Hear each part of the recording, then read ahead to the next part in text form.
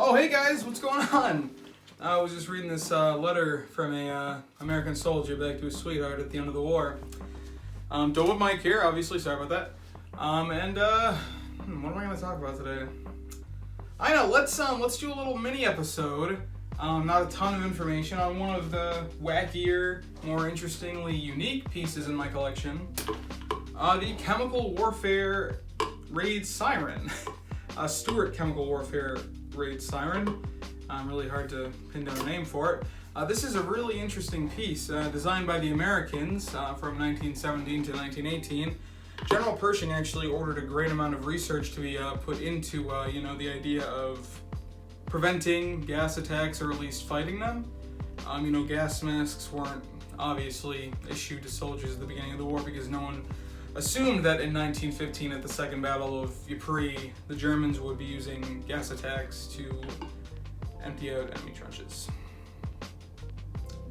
Anyway, they put a great amount of research into making gas masks and finding ways to alert people of incoming gas attacks, and this was one of their solutions.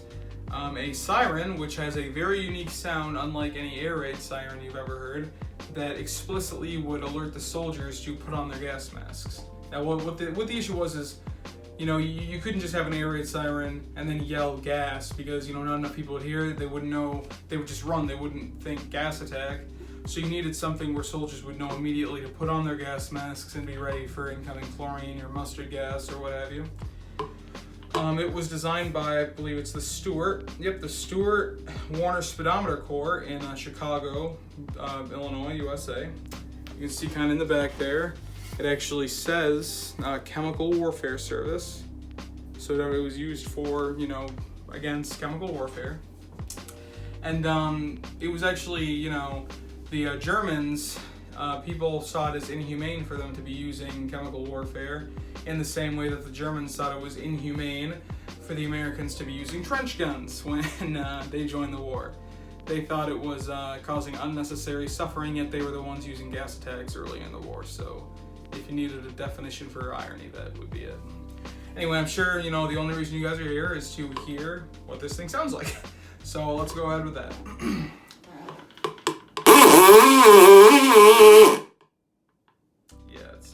Very interesting, unique sound, isn't it? These were actually used a lot post-war, during, after the end of the silent film era when they started to finally use music or, audio, they would use these a lot to, for, attack alerts, because air raid sirens were huge with these, they were bulky. These were like a lot smaller. You could just have them in the background, start cranking it up, and it would just go. They were used a lot up to that point. But these weren't actually as effective as you would think. They were reported as, being similar to car horns of the time. So, soldiers would hear a car horn somewhere in the background and automatically assume that it was a gas attack, and they would put their gas masks on prematurely. But yeah, very interesting piece. Definitely, one of the highlights of my collection. You don't see a lot of these anymore. I'm just glad to have found one. I got this maybe 2 years ago now. I got it on eBay on an auction. I believe I got it for about $130, so great deal. It would include, a little stick in there, a stand, it would be nailed in somewhere, and you would twist it onto there, but it's just this part, but it's an amazing piece, amazing condition otherwise. Anyway, thanks for watching, guys, and have a good day.